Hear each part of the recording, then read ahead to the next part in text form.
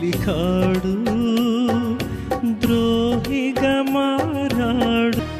పాపుల ఎడ క్రీస్తుని ప్రియమేటిదో పరిగిరిపై.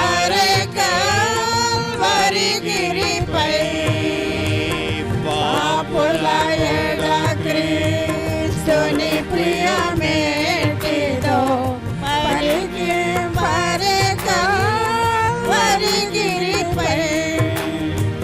ఆపదలను తన గదిపై తెడు.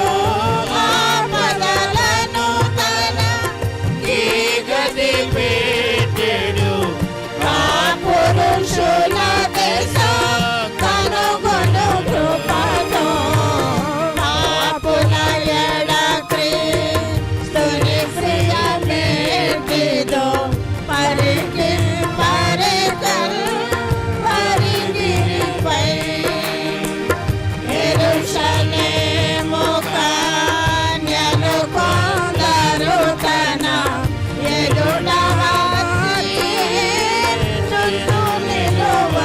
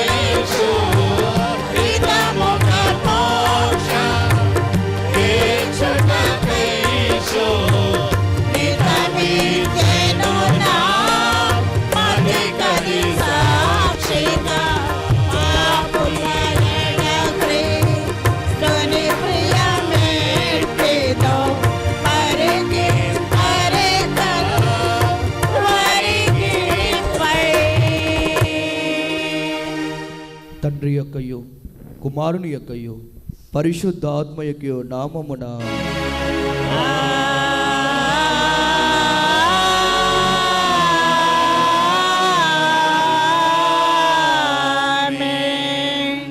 ఓ ప్రభువా నా పెదవులను తెరువుము.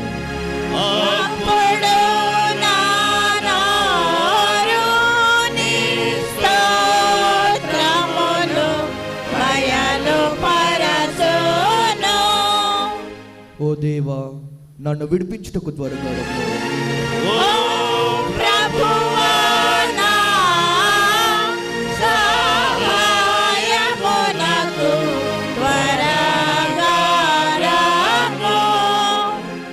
తండ్రికిని కుమారునికిని పరిశుద్ధాత్మకును ఆదియందు ఇప్పుడెల్లప్పుడు యుగ యుగములు యుండునట్లు మహిమ కలుగుగాక. ఆమేన్ ఆమేన్ ఆమేన్. దయచేసి కూర్చునండి. ప్రభునందు ప్రియమైన దేవుని బిడ్డలారా, లెంట్లో 18 దినము కొరకు ఏర్పాటు చేయబడిన లేఖన భాగాలు చదువుగా విందాం. పాత నిబంధన పాఠ్య భాగం ఆదికాండం 29వ అధ్యాయం 1 నుండి 4 వచనాల వరకు మండే సురేష్ బాబు గారు చదవాలని మనవి చేస్తూ ఉన్నాను. పత్రిక పాఠ్య భాగం కొరింథీయులకు రాసిన మొదటి పత్రిక 10వ అధ్యాయం 1 నుండి 4 వచనాలు మల్లెల తేజస్విని చదవాలని మనవి చేస్తూ ఉన్నా. పాత నిబంధన పాఠ్య భాగం సురేష్ బాబు గారు.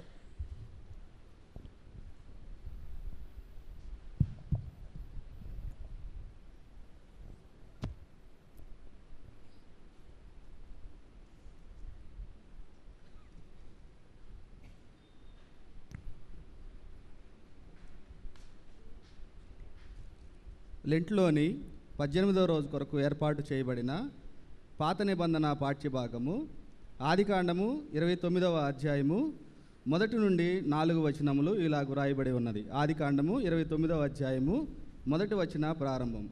యాకోబు బయలుదేరి తూర్పు జనుల దేశమునకు వెళ్ళెను. అతడు చూచినప్పుడు పొలములో ఒక బావి కనపడెను. అక్కడ దాని వద్ద గొర్రెల మందలు 3 పండుకొని ఉండెను. కాపరులు మందలకు ఆ బావి నీళ్లు పెట్టుదురు. ఒక పెద్ద రాయి ఆ బావి మీద మూత వేసి ఉండెను. అక్కడికి మందలన్నీ కూడి వచ్చినప్పుడు బావి మీద నుండి ఆ రాతిని పొర్లించి గొర్రెలకు నీళ్లు పెట్టి తిరిగి బావి మీద రాతిని దాని చోట నుంచుదురు. యాకోబు వారిని చూచి, అన్నలారా, మీరెక్కడి వారని వారిని అడుగగా వారు, మేము హారాను వారమనిరి. ఏర్పాటు చేయబడిన దేవుని వాక్య భాగం ఇంత పర్యంతము. ఓ ప్రభువా, మమ్మను కనికరింపుము. దేవునికి స్తోత్రము కలుగునుగాక. పత్రికా పాఠ్య భాగం తేజస్సుని.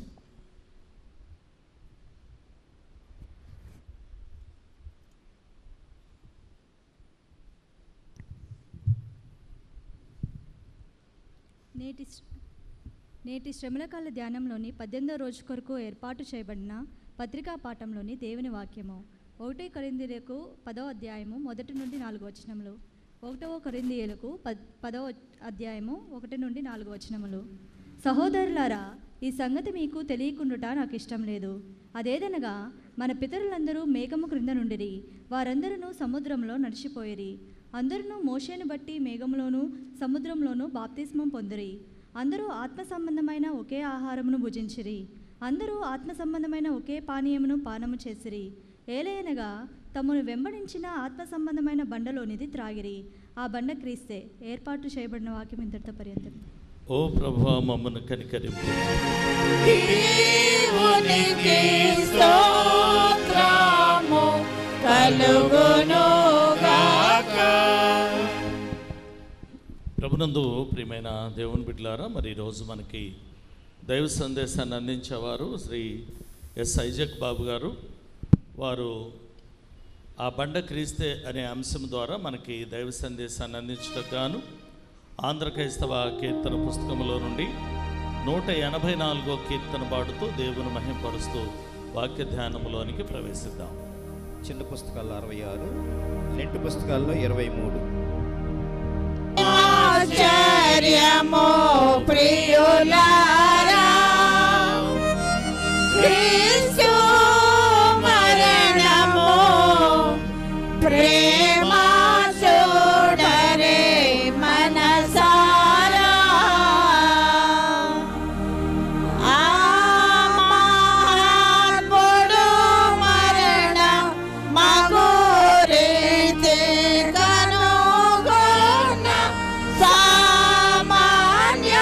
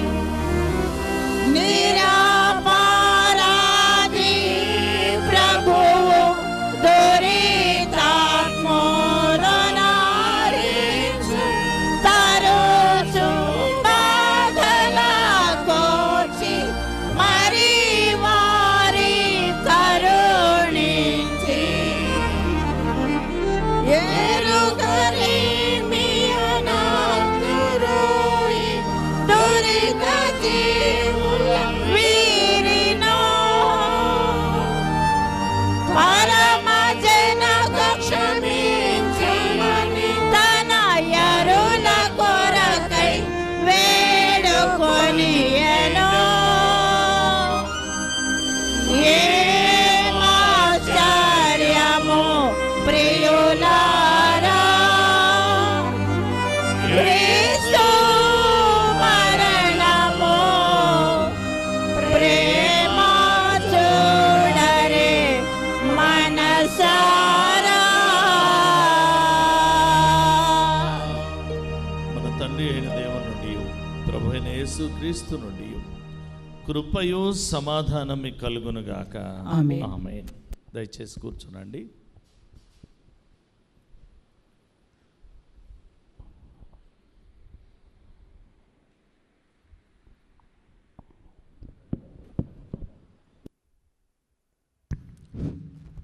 ముందుగా నన్ను సజీవ లెక్కలో ఉంచి గత శ్రమల కాల ధ్యానం నుంచి ఇప్పటి వరకు కూడా కాచి కాపాడినటువంటి ఆ త్రియేక దేవునికి నా యొక్క హృదయపూర్వకమైనటువంటి వందనాలు తెలియజేస్తున్నాను.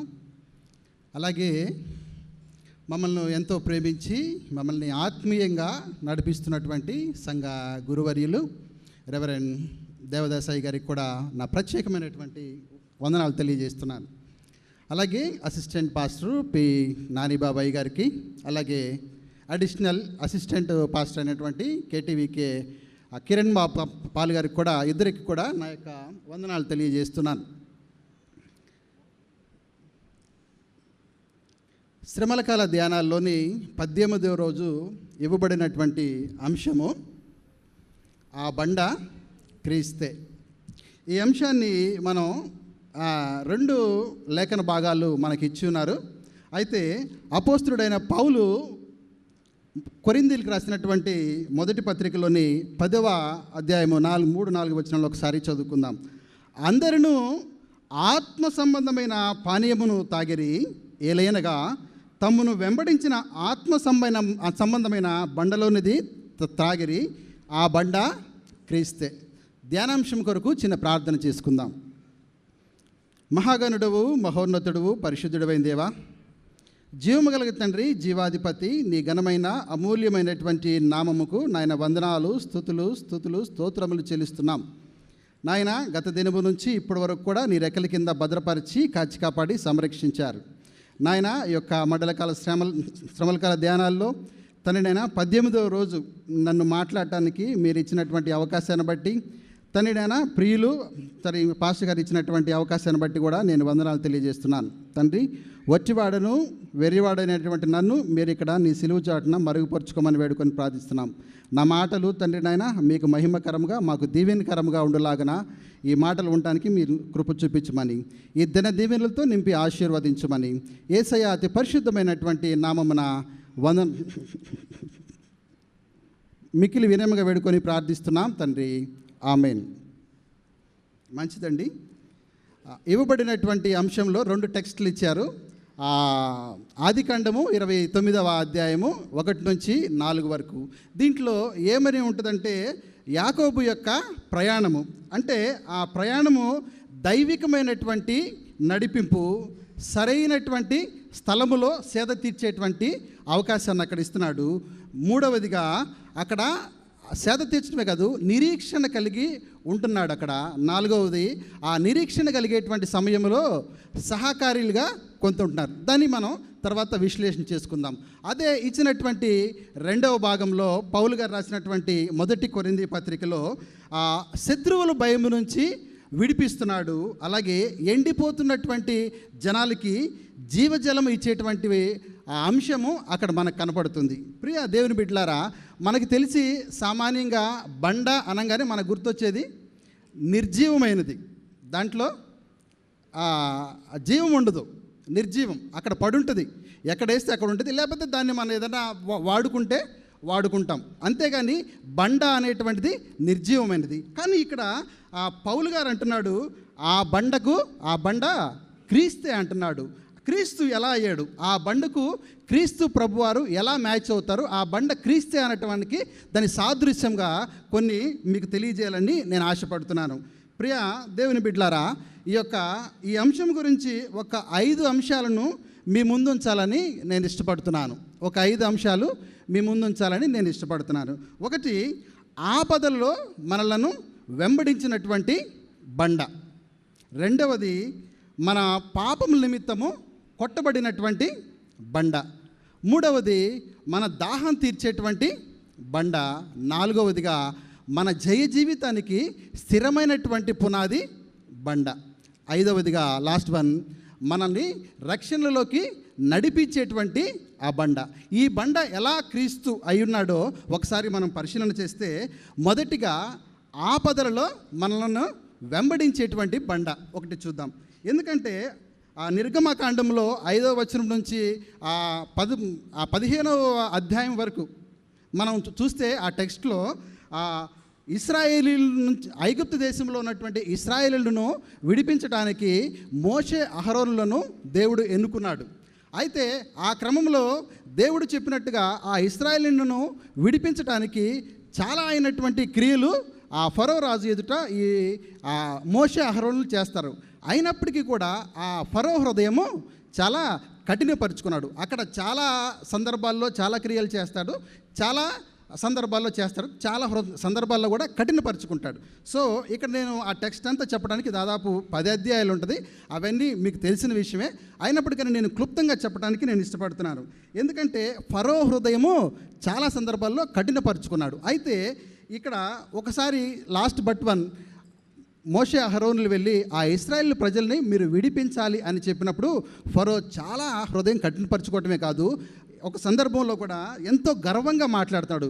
యెహోవా ఎవడు అని మాట్లాడుతున్నాడు. చాలా గర్వం. మనమైతే యెహోవాని ఎవడంటే మనం ఎంతో చాలా అసలు ఆ పదం నేను చదువుతున్నప్పుడే కోపం వచ్చేసింది.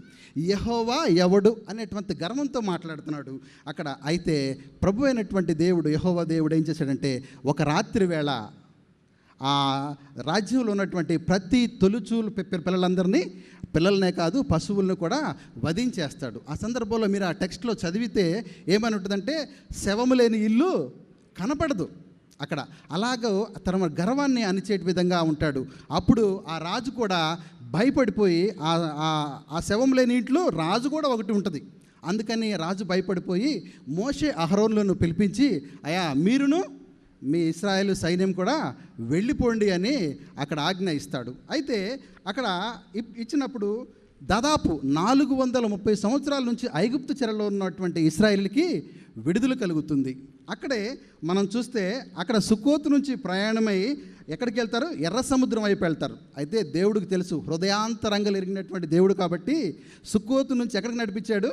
వాస్తవంగా ఫిలిస్తీన్ దేశంలోనికి దగ్గర దారే, కానీ మన హృదయాంతరంగలు ఎరిగినటువంటి దేవుడు కాబట్టి అక్కడ ఒక మాట ఉంటుంది, వీళ్ళు ఎక్కడని ఈ బాధను భరించలేక వెనక్కి తిరుగుతారేమోనని దేవుడు ఎర్ర సముద్రం వైపు నడిపిస్తాడు. ఆ సమయంలో మీరు ఒకసారి చూస్తే మనం ఎక్కడ నడిపించాడమ్మా? మీ అందరికీ తెలిసిన మాటే. ఎక్కడికి నడిపించాడు?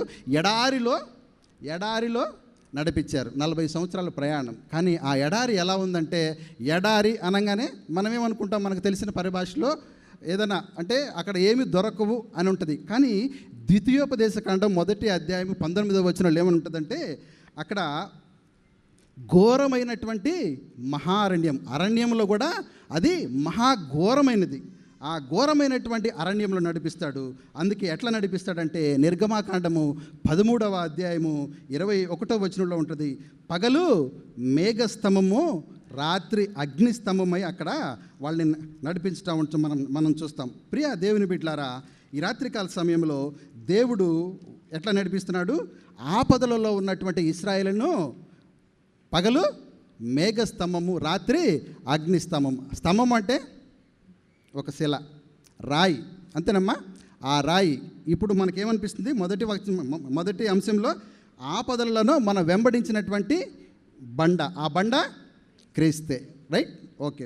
రెండవ అంశంలోకి వెళ్ళిపోతే, మన పాపముల నిమిత్తము కొట్టబడినటువంటి బండ. ప్రియ దేవుని బిడ్డలారా, ఇక్కడ ఆ రీతిగా ఎట్లయితే క్రీస్తు అనేటువంటి బండ వారి వెంట నడిచిందో, క్రీస్తు మనలను ఎలా వెంబడిస్తున్నాడో మన కోసం కూడా ఎలా కొట్టబడ్డాడో అనేటువంటి అంశాన్ని మనం ఒకసారి ఇక్కడ పరిశీలన చేస్తే, అదే నిర్గమాకాండము 17వ అధ్యాయము 6వ వచనాన్ని ఒకసారి మనం చూస్తే, ఇదిగో అక్కడ హోరేబులోని బండ మీద నేను నీకు ఎదురుగా నిలిచేదను, చూద్దాం. ఆ బండను కొట్టగా. ఇక్కడ మీరు సరిగ్గా ఆ టెక్స్ట్ని చదివేటప్పుడు హోరేబులోని బండ మీద నేను నీకు, నేను ఎవరు నీకెవరు, మనం అదే వచనం చదివితే అర్థం కాదు. నేను ఎవరు నీకెవరు. అక్కడ మనం ముందుగా చూస్తే అక్కడ ఇశ్రాయేలు ప్రజలు తాగటానికి నీళ్లు లేనందువలన అక్కడ మోషే గారి మీద సొణుకుతున్నారు, గొణుకుతున్నారు. అప్పుడు మోషే ప్రభువారికి విన్నవించుకుంటున్నారు. ఏమని విన్నవించుకుంటున్నారు అక్కడ చూస్తే, అక్కడ మోషే యెహోవాకు మొరపెట్టగా, ఈ ప్రజలను నేనేమి చేయుదును, ఎంతగా విసిగిస్తున్నారంటే కొద్దిసేపు అయితే నన్ను రాళ్లతో కొట్టి చంపుదురేమో. అసలు ఆ సిచ్యువేషనే వాళ్ళు విడిపించినటువంటి ఆ మోషేని అక్కడ వాళ్ళు చెప్తున్నారు రాళ్లతో కొట్టి చంపుదురేమో అంటే ఎంత భయంకరమైనటువంటి సిచ్యువేషను. అయితే ఆ భయంకరమైనటువంటి సిచ్యువేషన్ వాళ్ళకు ఉండొచ్చు, కానీ వాళ్ళు కూడా నీళ్లు లేక ఎంత అల్లాడిపోయి ఉంటారో అది కూడా మనం అర్థం చేసుకోవచ్చు. ప్రియమైనటువంటి దేవుని బిడ్డలారా, ఇక్కడ మనం ఒకసారి చూస్తే కొట్టబడినటువంటి బండ, ఎవరిని కొట్టారనేటువంటిది మనం ఒకసారి చూస్తే అదే యెషయా గ్రంథము 53వ అధ్యాయము 5వ వచనాన్ని ఒకసారి మనం చూస్తే, మన అతిక్రమములను బట్టి అతను గాయపరచబడ్డాడు. మన అతిక్రమములను బట్టి అంటే, మన అతిక్రమములు అంటే ఇప్పుడు మనం చూసుకున్నటువంటి టెక్స్ట్ అంతా కూడా ఇజ్రాయెల్ గురించి మాట్లాడుకున్నాం, ఐగుప్తు దేశం నుంచి విడిపించినటువంటి ఇజ్రాయెల్ గురించి. కానీ నూతన నిబంధనలో కూడా క్రీస్తు వారికి సిలువేయేటప్పుడు ఆ ప్రజలందరూ కూడా ఆ క్రీస్తు వారు చేసినటువంటి ఆ స్వస్థత క్రియలు కానీ అన్నీ తెలుసు, కానీ అక్కడ ఏమంటున్నారు, సిలువ వేయాలి అని క్రీస్తు వారిని సిలువకు అప్పచెప్పడం కూడా మనం చూస్తాం. ఆ రీతిగా ప్రభువారు సిలువ వేయబడ్డారు. అంటే ఆయన వీపును రెల్లులాగా దున్నబడింది. అందుకని అది ఎందుకు దున్నబడింది, మన అతిక్రమములను బట్టి. ఆనాడు ఇశ్రాయేల్ జనాంగం గురించే కాదు, కానీ ఈనాడు మనం చేసినటువంటి పాపాలు మనకు తెలుసు. మనకి క్రీస్తు తెలుసు, మనకి బైబిల్ తెలుసు, మనకి వాక్యం తెలుసు. మనం చిన్నప్పటి నుంచి చర్చిలోనే ఉన్నాము, చర్చిలో సండే స్కూల్ నుంచి ఉన్నాము, యూత్ నుంచి ఉన్నాము, సంఘ పెద్దలుగా ఉన్నాము, ఇంకా పరిస్థితులు అన్నీ ఉన్నాయి. కానీ అన్నీ తెలిసినా మనము దేవుడు అంటే ఒక హేళనగా మాట్లాడతాం. ఈ దేవాలయంలో ఉన్నప్పుడే భయము భక్తిగా ఉంటాము, తర్వాత బయటికి వెళ్ళిపోతే మన యాటిట్యూడ్ జనరల్గానే ఉంటుంది. మనం ఇక్కడ ఉన్నంత భక్తిగా మనం ఉండలేదు. ఎందుకంటే ఇది పరిశుద్ధ స్థలం కాబట్టి ఇక్కడ ఉండాలని ఉంటాం.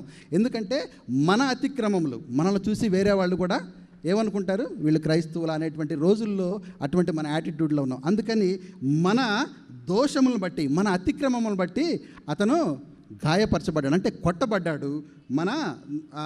అక్కడ ఇదంతా ఎందుకు కొట్టబడ్డాడు, మనం చాలా టెక్స్ట్లో పాస్టర్ గారు ఫస్ట్ వారంలోనే చెప్పాడు.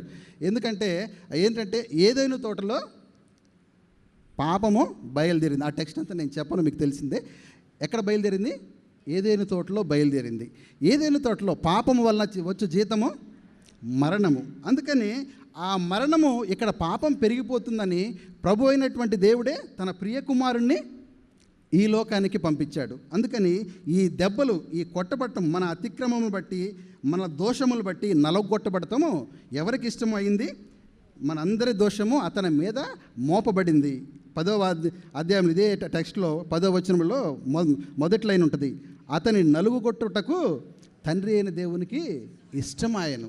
ఎవరి నిమిత్తము, మన పాపం నిమిత్తము తండ్రి అయిన దేవునికి ఇష్టమైంది. ప్రియా దేవుని బిడ్డలారా, ఎందుకంటే ఆ రీతిగా ఎందుకంటే ఇక్కడ మనం చూస్తే ఆయన మనిషి కుమారుడిగా ఈ లోకానికి వచ్చి మన పాపల నిమిత్తము అతను గాయపరచబడ్డాడు. ఎందుకంటే ఇక్కడ మీరు చూస్తే ఆ ఫిలిప్పీ పత్రిక 2వ అధ్యాయము 7వ వచనం చూస్తే, ఆయన దేవుని స్వరూపము కలిగినవాడై ఉండి దేవునితో సమానముగా ఉండుట విడిచిపెట్టకూడని భాగ్యమని ఎంచుకోలేదు, కానీ మనుష్యుల పోలికగా పుట్టి దాసుని స్వరూపం ధరించుకొని తన్ను తానే రెక్తునిగా చేసుకున్నారు.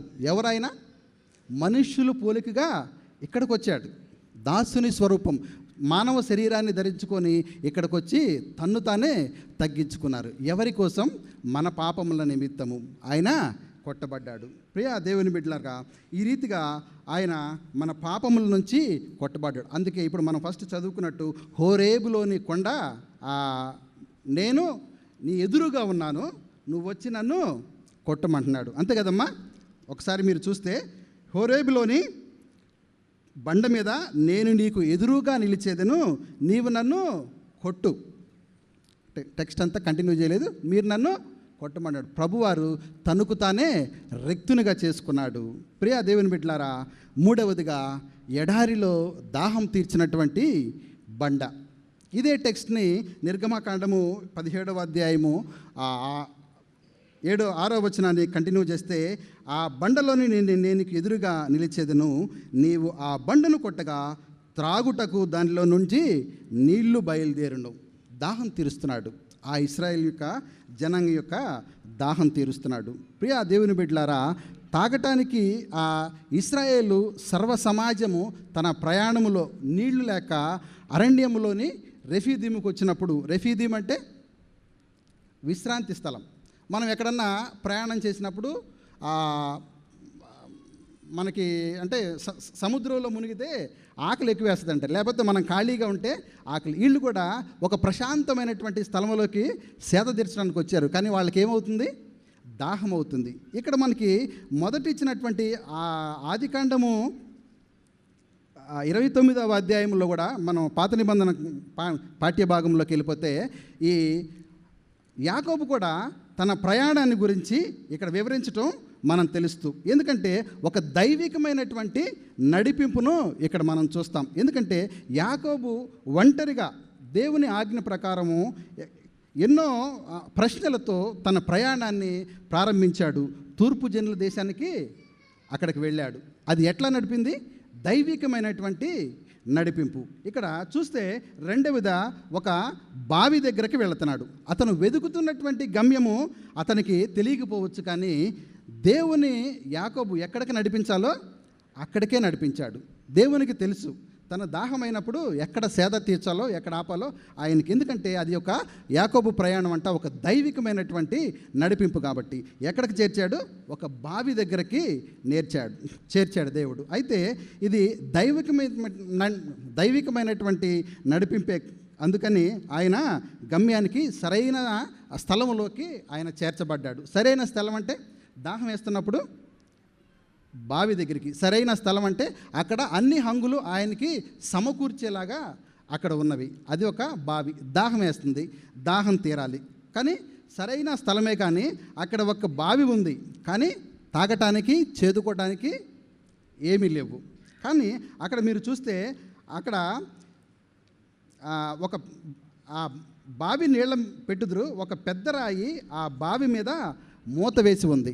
బావి ఉంది, బావిలో నీళ్లు ఉన్నాయి, చేదుకోవడానికి ఏమీ లేదు. కానీ ఇక్కడ మీరు చూస్తే నిరీక్షిస్తున్నాడు, ఎలా చేదుకోవాలి, ఎలా నా దాహం తీర్చాలనేటువంటిది యాకోబు అక్కడ నిరీక్షిస్తున్నాడు. ఇక్కడ ఫస్ట్ దైవికమైనటువంటి నడిపింపు, రెండవదిగా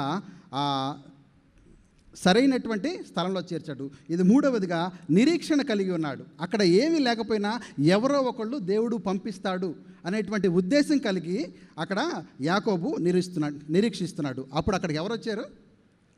మందలు కాచేటువంటి కాపరులు అక్కడికి వస్తున్నారు. అక్కడికి వచ్చి వాళ్ళు ఏం చేస్తున్నారు? వీళ్ళకి యాకోబుకి సహాయం చేస్తున్నారు. సహాయం చేసి అక్కడ అంటే ఇక్కడ బావి మీద ఒక పెద్ద రాయి ఉందనేటువంటి ఆ యాకోబు అక్కడ అడ్డంకిగా ఉండొచ్చు, అడ్డంకిగా ఉంది నాకు అని అనిపించవచ్చు, కానీ నిరీక్షణ కలిగి అక్కడ వెయిట్ చేశాడు, నిరీక్షణ కలిగి ఉన్నాడు. అంతే. ఒకసారి కూడా మనం మన ప్రార్థనలకి జవాబు రావట్లేదని కూడా ఒకసారి మనం ఏం చేస్తాం? నిరుత్సాహం కలిగి ఉంటాం. మన పిల్లలకి పెళ్ళిళ్ళకు, మన పిల్లల ఉద్యోగాలకు, లేకపోతే మన ప్రయాణంలోనో ప్రార్థన చేసుకొని వెళ్తాం. మనకు అనుకూలంగా లేకపోతే ఒక నిరుత్సాహం. కానీ నిరీక్షణ కలిగి వెయిట్ చేయటం అనేది చాలా అరుదుగా ఉంటుంది. ఏమ్మా? చాలా అరుదుగానే ఉంటాం మనం, ఎందుకంటే మానవులం కాబట్టి కొద్దిగా షార్ట్ టెంపర్.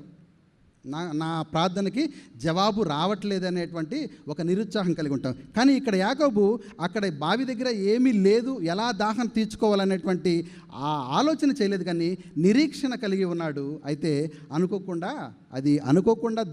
యాకోబు అనుకోవచ్చు, కానీ దైవికమైనటువంటి నడిపింపు అక్కడికి గొర్రెల కాపర్లను అక్కడికి తెప్పించడం ఇక్కడ మనం చూస్తాం ఈ టెక్స్ట్లో. అంతేకాదు అక్కడ సహకారం, వాళ్ళందరూ కలిసి మీరు ఎక్కడ వారు అంటే అనగానే వాళ్ళు ఆ కాపర్లు అంటారు మేము హారాను వాళ్ళు అనగానే ఒక ధైర్యం. మనం ఎక్కడికన్నా తెలియని ఊరు వెళ్ళినప్పుడు మనకు తెలిసిన వాళ్ళు, మన చీరాల వాళ్ళు లేకపోతే వేరే రాష్ట్రం వెళ్ళినప్పుడు మన తెలుగు వాళ్ళు కనిపించినప్పుడు చాలా సంతోషం వేస్తుంది. ఇక్కడ కూడా హారాన్ అనేది ఊరు వాళ్ళ మేనమా ఊరు కాబట్టి అక్కడ యాకోబుకి మీరు ఎక్కడ వారు అనగానే మేము హారాను వారము అనగానే ఒక రకమైనటువంటి సహకారం లభిస్తుంది, ఒక రకమైనటువంటి ధైర్యం ఉంటుంది. సో ప్రియమైనటువంటి దేవుని బిడ్డలారా, అందుకే ఇక్కడ మనం చూస్తే మనం చదువుకున్నట్టు కొరింథీ పత్రికల్లో ఇప్పుడు మనకి ఇచ్చినటువంటి అంశంలో కూడా ఏమనుంటుంది, అందరూ ఆత్మ సంబంధమైన పానీయమును తాగిరి, ఏలయనగా తమ్మును వెంబడించినటువంటి ఆత్మ సంబంధమైన బండలోనే త్రాగిరి, ఆ బండ క్రీస్తే. ఇక్కడ బావి మీద రాయి అడ్డంకిగా ఉండొచ్చేమో, కానీ అందరూ కలిసి సహకారిగా ఉండి ఆ బండను తీసి దాహం తీర్చారు. అంటే ఆ బండ క్రీస్తే. ప్రియ దేవుని బిడ్డలారా, ఇక 4వదిగా మనం చూస్తే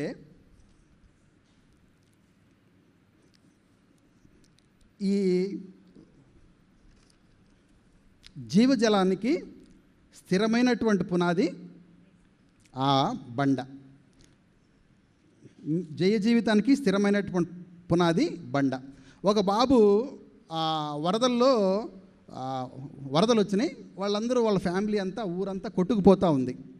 కొట్టుకుపోతూ ఉన్నప్పుడు ఆ వరదల్లో కొట్టుకుపోతున్నప్పుడు ఆ బాబు వాళ్ళ ఫ్యామిలీ అందరూ కొట్టుకుపోయారు. ఆ వెళ్ళే క్రమంలో, కొట్టుకుపోతున్న క్రమంలో ఒక బండని ఆ కుర్రోడు గట్టిగా పట్టుకున్నాడు. పట్టుకొని 1 రోజు అయింది, 2 రోజులైంది, ఎవరూ సహాయం చేయట్లేదు. అయితే అక్కడ 3 రోజుల తర్వాత ఒక రెస్క్యూ టీం వస్తారు కదా, ఎక్కడెక్కడ ఎవరైనా ఇరుక్కున్నారో ఏమన్నటువంటివి వచ్చిన తర్వాత ఒక బాబు అక్కడ ఒక బండను వేలాడుతూ ఉంటాం అక్కడ చూస్తారు. వాళ్ళందరూ ఒక హెలికాప్టర్లో ఆ బాబుని పక్కకు తీసుకొచ్చి అడుగుతారు, బాబు ఏంట్రా నువ్వు 3 రోజుల నుంచి ఇంత ధైర్యంగా, నువ్వు చూస్తే చిన్నపిల్లవాడివి, నీకంటే పెద్దవాళ్ళందరూ ఏమీ చేయలేనటువంటి స్థితిలో ఉన్నారు, నువ్వు ఎలా ఉండగలుగుతున్నావు? నీ చెయ్యి వణకలేదా? నువ్వు అసలు ఎంత గట్టిగా పట్టుకోవడానికి నీ కాళ్ళు ఎలా సహకరించినాయి?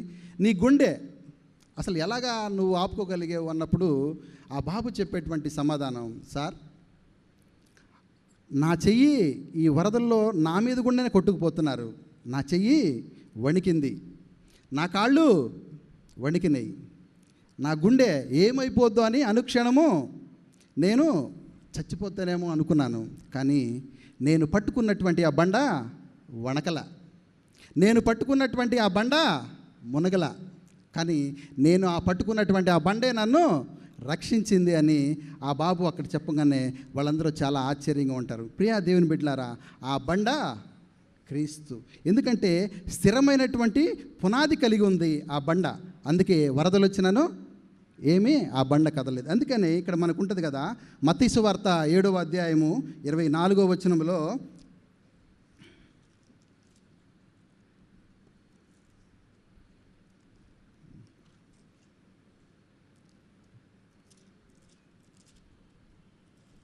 మత్తయి సువార్త 7వ అధ్యాయము 24వ వచనంలో ఉంటుంది, కాబట్టి ఈయన మాటలు విని వాటి చెప్పున చేయు ప్రతివాడును బండ మీద తన ఇల్లు కట్టుకొను బుద్ధిమంతును పోలియుండును.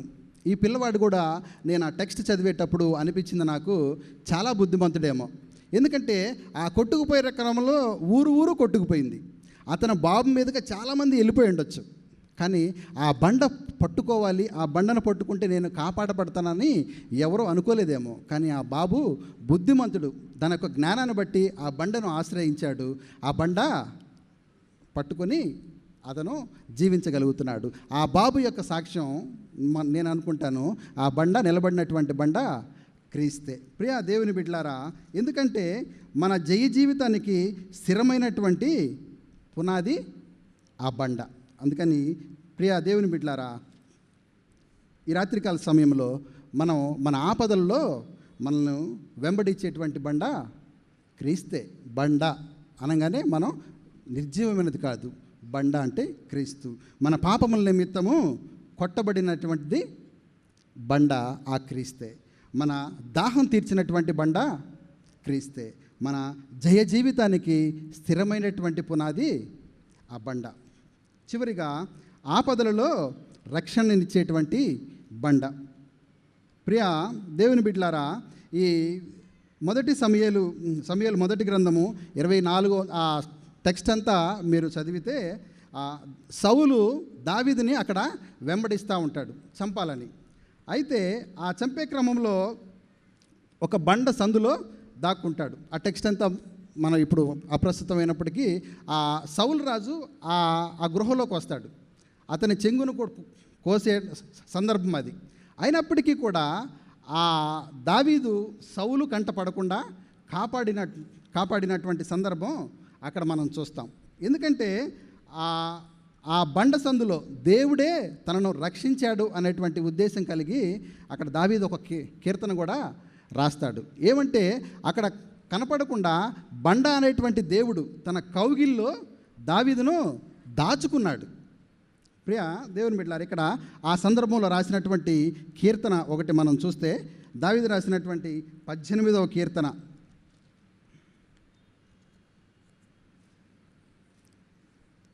యెహోవా నా శైలము నా కోట నన్ను రక్షించేవాడు.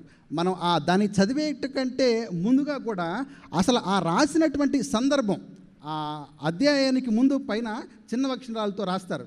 అంటే ఆ అధ్యాయము ఆ కీర్తనలు ఏ సందర్భంలో వ్రాయబడింది అనేటువంటి విషయం అక్కడ రాస్తే, యెహోవా దాసుడైన దావీదు కీర్తన. అతని శత్రువులందరి చేతిలో నుండి, సౌలు చేతిలో నుండి యెహోవా అతనిని తప్పించిన దినమున దావీదు ఈ గీతం రాస్తున్నాడు. ఏమని రాస్తున్నాడు?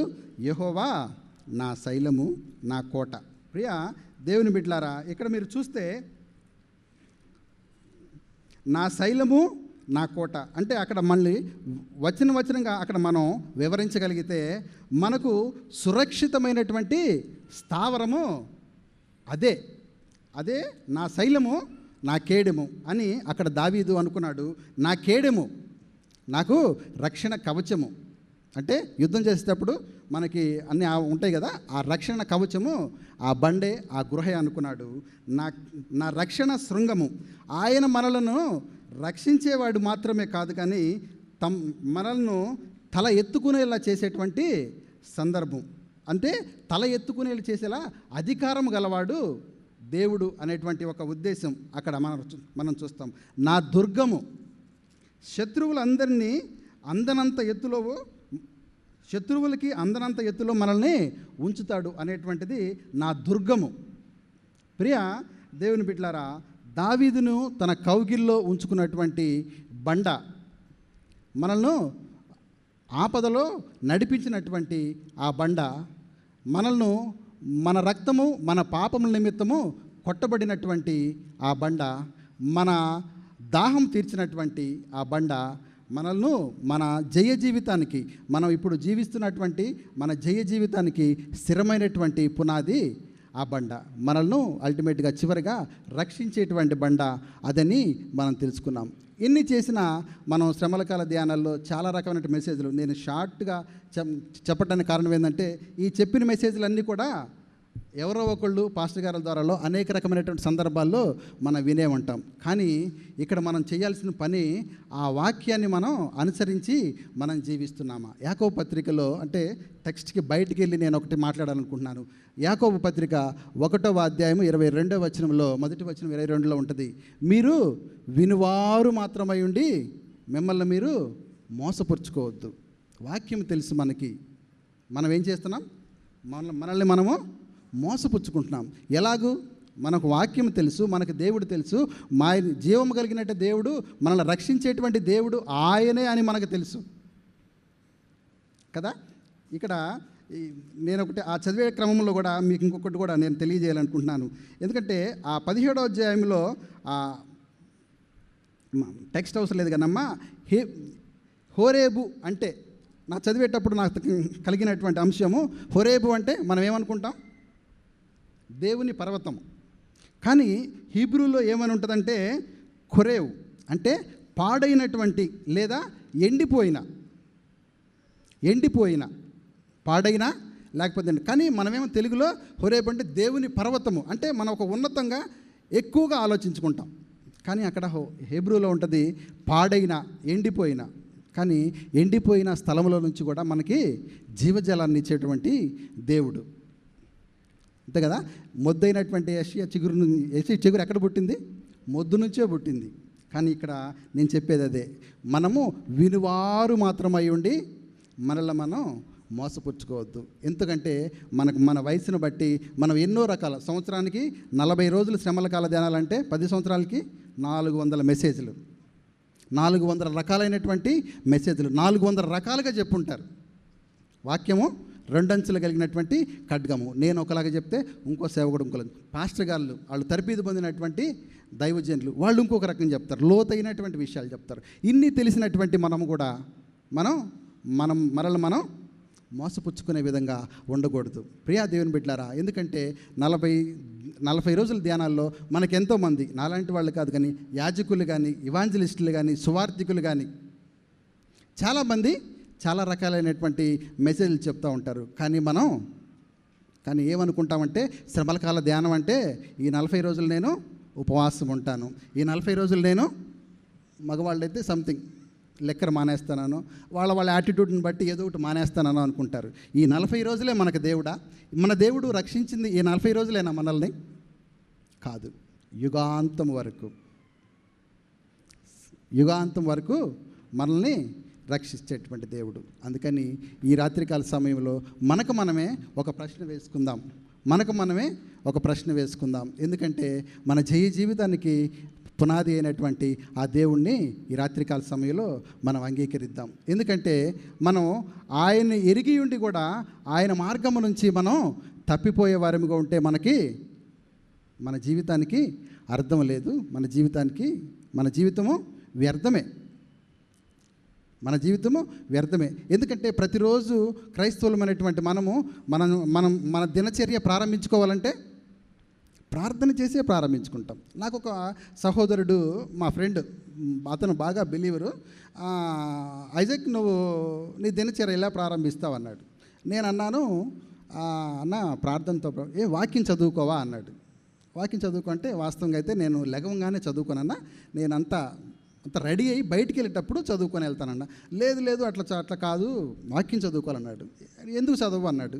నేను అన్నాను, రాత్రి అంతా మనం నిద్రపోయేటప్పుడు చేతులు ఎక్కడెక్కడో అనుకుంటాం, సంథింగ్ అనుకున్నప్పుడు ఇట్లా అనుకుంటామన్నా, పొద్దున్నే పట్టుకొని ఆ బైబిల్ పట్టుకొని నేను చదవలేనన్నా, నా ఫస్ట్ నుంచి అట్లా అలవాటు అన్నాను. అతను చెప్పింది ఏంటంటే బైబిల్ అనేది జస్ట్ ఒక పుస్తకం మాత్రమే ఐజాక్, అది మనం చదవచ్చు, దీంట్లో ఏం లేదన్నాడు. కానీ నేను అతని మాటకి అంగీకరించలా. మీరు అంగీకరిస్తారా? అంగీకరించలా. అతను చెప్పిన మాట, అతను దైవజనుడే, ఇది ఒక పుస్తకమే కానీ దాంట్లో వాక్యమే మనకు కావాలి, కానీ ఇది పుస్తకం మనం ఎక్కడైనా ఉదయం చదవచ్చు అన్నాడు. నేను అంగీకరించలా. ఎందుకంటే ఎవరో ఆలోచన విధానం బట్టి వాళ్ళు చెప్పినా కానీ జీవగ్రంథం అనేది మన జయ జీవితానికి బలమైనటువంటి పునాది. మనం ఈ రీతిగా ఉన్నామంటే వాక్యానుసారం మనం జీవించే వారిగా ఉన్నాం. అందుకని ఈ రాత్రికాల సమయంలో మీకైనా సరే నాకైనా ఒకటే హెచ్చరిక, ప్రభు అయినటువంటి దేవుడు మన హృదయం వద్ద నిలుచున్నాడు, మన హృదయం అనే తలుపు యొద్ద తలుపు కొడుతున్నాడు. ఈ రాత్రికాల సమయంలో తలుపు తీసేవారిగా మనం ఉన్నామా? ఇంకా ఆ శబ్దము వినకుండా ఎవరు తలుపు కొడుతున్నారో మనకెందుకు లేని వారిగా మనం ఉన్నామా? అందుకే వినివారు మాత్రమై ఉండి మనల్ని మనము మోసం చేసుకోవద్దు. ప్రియా దేవుని బిడ్డలారా, ఈ శ్రమల కాల ధ్యానాల్లో దేవుడు నన్ను ఈ రీతిగా వాడుకోవటానికి అవకాశం ఇచ్చినందుకు వందనాలు తెలియజేస్తూ, ఈ అవకాశం ఇచ్చినటువంటి అయ్యగారికి మరొకసారి నా హృదయపూర్వకమైనటువంటి ధన్యవాదాలు తెలియజేస్తున్నాను. Thank you. సమస్త జ్ఞానమునకు మించిన దేవుని సమాధానం యేసుక్రీస్తు వలన మీ హృదయములకు తలంపులకు కావలి ఉండునుగాక.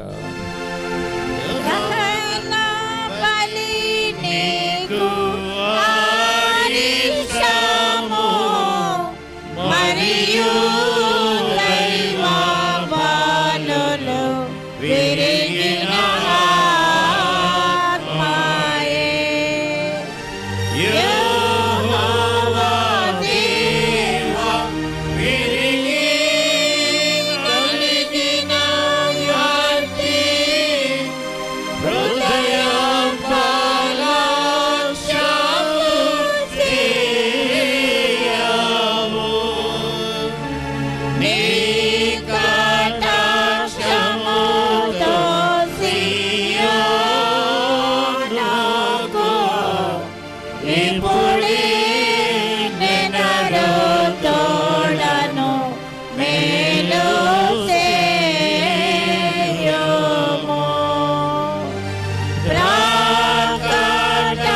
ప్రకటముగాను యెరూషలేమునకు ప్రాకారములను కట్టింతురు. అంతటా నీతి యుక్తములు బలులు యాగములు సర్వాంగ హోమము ఎంతో ఇష్టము బలిపీఠము నీలో ఎన్నో కోడెల జనులర్పితురు.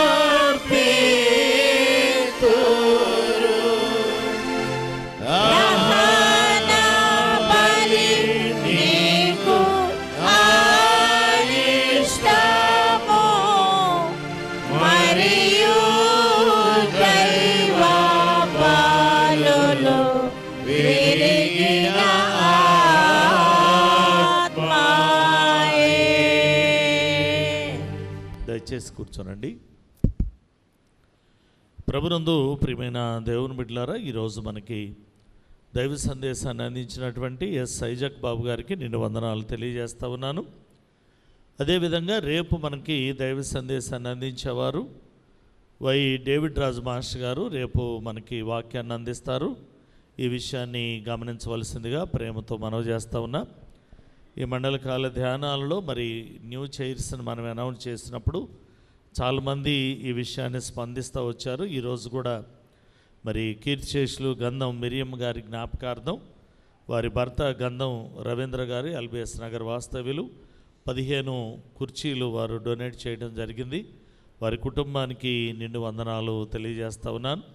అలాగే మండలకాల ధ్యానాల్లో మీరు ఆఫరింగ్ అర్పించాలనుకున్న వారి కొరకై కానుకలు పెట్టెలు పెట్టబడ్డాయి, బాక్సులు. ఈ విషయాన్ని గమనించవలసిందిగా మనవి చేస్తూ ఉన్నాను. చివరి ప్రార్థన చేసుకున్నట్టుకు గాను మోకరించగలిగిన వారు మోకరించండి, మిగతా వారు ప్రార్థనలో ఏకీభవించవలసిందిగా మనవి చేస్తూ ఉన్నాను. ప్రార్థింతుము. సర్వోన్నతుడా, సర్వసృష్టికి ఆధారభూతుడు అయిన మా తండ్రి, మీ ఘనమైనటువంటి నామానికి లెక్కలేని స్తుతులు చెల్లిస్తూ ఉన్నాం. ఈ మండలకాల ధ్యానాల్లో 18వ దినము మీ సన్నిధానములోనికి సంఘాన్ని మీరు నడిపించారు. కీర్తనల ద్వారా మిమ్మల్ని స్తుతించాము, ఆరాధన ద్వారా మీరు మహిమనొందారు. మీ దాసులను మీ పక్షంగా నిలబెట్టుకుని మాట్లాడిన వాక్యము కొరకై మీ కృతజ్ఞతలు. విత్తబడిన వాక్యము ప్రతి బిడ్డ జీవితంలో నీరు కట్టి ఫలించుటకై వాక్యానుసారమైన జీవితాన్ని కలిగి జీవించుటకు కృప చూపించమని ప్రార్థిస్తూ ఉన్నాం. ఈ ఆరాధనలో తలలో వచ్చినటువంటి సంఘ బిడ్డలందరి కొరకై పేరు పేరున ప్రార్థిస్తూ ఉన్నాం. పగటి వేళంతయు కూడా మీ సన్నిధి బిడ్డలతో ఉంచి రాత్రి వేళ ఈ ఆరాధనలోనికి నడిపించినటువంటి గొప్ప దేవుడువు. బిడ్డలు చేయించినటువంటి పనిపాటలు, ఉద్యోగాలు, వ్యాపారాలు, బిడ్డల చదువులు సమస్తమును ఎరిగినటువంటి గొప్ప దేవుడు. బిడ్డల అవసరతలు కూడా మీరు తీర్చండి. సెయింట్ మార్క్స్ దేవాలయం కలిగినటువంటి కుటుంబాలను మీ పాదాల చెంతకు తీసుకొస్తా ఉన్నాం. సండే స్కూల్ బిడ్డలు, యవన బిడ్డలు, స్త్రీలు, పురుషులు, వృద్ధుల కొరకై ప్రార్థిస్తూ ఉన్నాం. చదువుతున్న బిడ్డలకు మంచి జ్ఞానాన్ని ఇవ్వండి. పరీక్షలు రాస్తున్నటువంటి బిడ్డలకు సమయోచితమైనటువంటి జ్ఞానమును, తెలివిని, వివేచనివ్వండి. సిద్ధపడుచున్నటువంటి బిడ్డలకు కూడా సమయస్ఫూర్తిని మీరు అనుగ్రహించమని ప్రార్థిస్తూ ఉన్నాం. మా సంఘ బిడ్డల ప్రభ మరి విద్య నిమిత్తమై, ఉద్యోగం నిమిత్తమై ఆయా ప్రదేశాల్లో, రాష్ట్ర దేశ విదేశాల్లో ఉంటూ ఉండగా మీ కృప, మీ కాపుదల, మీ భద్రత బిడ్డల జీవితాలకు మీరు అనుగ్రహించండి. కష్టాలు, శ్రమలు, వ్యాధులు, బాధలు వీటన్నిటి నుంచి కూడా మీరు విడుదలనిచ్చి సమృద్ధికరమైనటువంటి దీవులతో బిడ్డలు మీరు నింపండి. ఈ దినాన జన్మదినం జరిపించుకుంటున్నటువంటి బిడ్డలుంటే, వివాహ దినం జరిపించుకుంటున్నటువంటి బిడ్డలుంటే, సంవత్సరం అనే దయాకిరీటం, రెట్టింపు అయినటువంటి దీవెన ఆశీర్వాదములు వార్త ఉంచి కృప చూపించండి. విశేషంగా ఈ మండలకాల ధ్యానాల్లో అనేక మంది బిడ్డలు కమ్యూనియన్ కొరకై కానుకలు అర్పిస్తున్నటువంటి బిడ్డలు, మరి కుర్చీలు బహుకరిస్తున్నటువంటి బిడ్డలను వారు ఖర్చు చేసేటువంటి దానికంటే కూడా రెట్టింపు అయినటువంటి దీవెన ఆశీర్వాదములు వార్త ఉంచి కృప చూపించమని ప్రార్థిస్తూ ఉన్నాం. మీ దాసిన మాటలు ఆయా స్థలాల్లో ఉండి విని ఆలకించిన మా తోటి నైబర్స్ అందరి కొరకై ప్రార్థిస్తూ ఉన్నాం. వినుట వలన కలిగేటువంటి విశ్వాసమును బట్టి బిడ్డలను నడుములు కట్టి మీ సన్నిధిలో బిడ్డలను మీరు బహుగా దీవించమని ప్రార్థిస్తూ ఉన్నాం. ఈ ఆరాధన ముగించుకుని మా బిడ్డలు వారి గృహాలకు తిరిగి వెళ్ళనయ్యగా ఈ దిన ఆశీర్వాదములు, రాత్రికాల దీవెనలతో బిడ్డలు మీరు నింపి పంపించమని యేసు నామములో ప్రార్థిస్తూ ఉన్నాము తండ్రి, ఆమేన్. పరలోకమందున్న మా తండ్రి, నీ నామము పరిశుద్ధపరచబడుగాక, నీ రాజ్యము వచ్చునుగాక, నీ చిత్తము పరలోకమందు నెరవేరుచున్నట్లు భూమి యందు నెరవేరునుగాక. మా అనుదిన ఆహారము నేడు మాకు దయచేయము. మా యెడల అపరాధము చేసిన వారిని మేము క్షమించిన ప్రకారం మా అపరాధములను క్షమించుము. శోధనలోనికి తేక దుష్టు నుండి మమ్ములను తప్పించుము. రాజ్యము, శక్తియు, మహిమయు నిరంతరం నీవే ఉన్నవి. ఆమేన్. ప్రభు నిన్ను ఆశీర్వదించి నిన్ను కాపాడునుగాక. ప్రభు నీకు తన సన్నిధిని ప్రకాశింపజేసి నిన్ను కరుణించునుగాక. ప్రభు నీ మీద తన సన్నిధి కాంతిని ఉదయింపజేసి నీకు సమాధానము కలుగచేయునుగాక.